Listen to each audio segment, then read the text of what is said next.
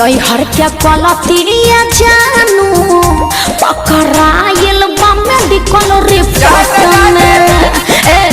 नैहर के पलतिया सोना पकड़ाइल मेडिकल रिपोर्ट में।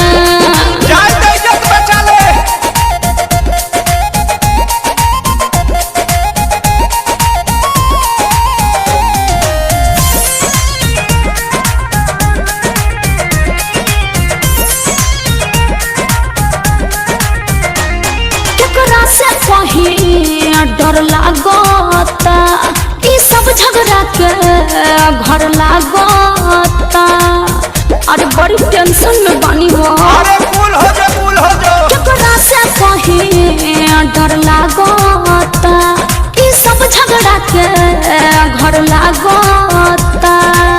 चलो कंप्लेन पहले पाती हाई कोर्ट में। कैसे कंप्लेन पहले पाती हाई कोर्ट में का ना नैहर के पलतिया जानू पकड़ाइल मेडिकल रिपोर्ट में।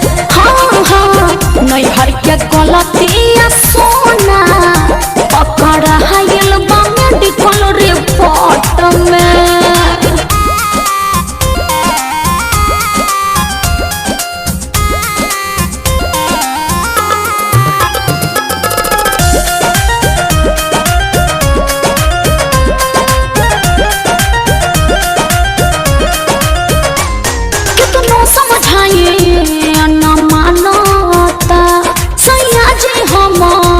सब जानता अरे का करी कुछ समझ में नहीं खेबा।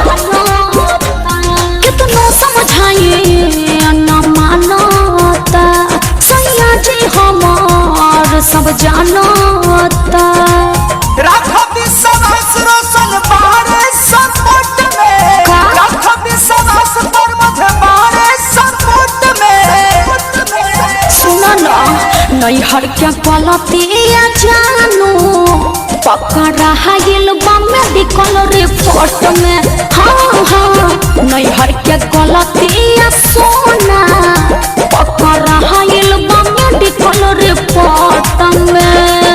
टेंशन में तू लगो दारू दिन रातिया जागो दारू। तो का इतना बेचैन तू तो रहलू ना छोट में। अरे हाँ इतना बेचैन तू तो रहलू ना छोट में।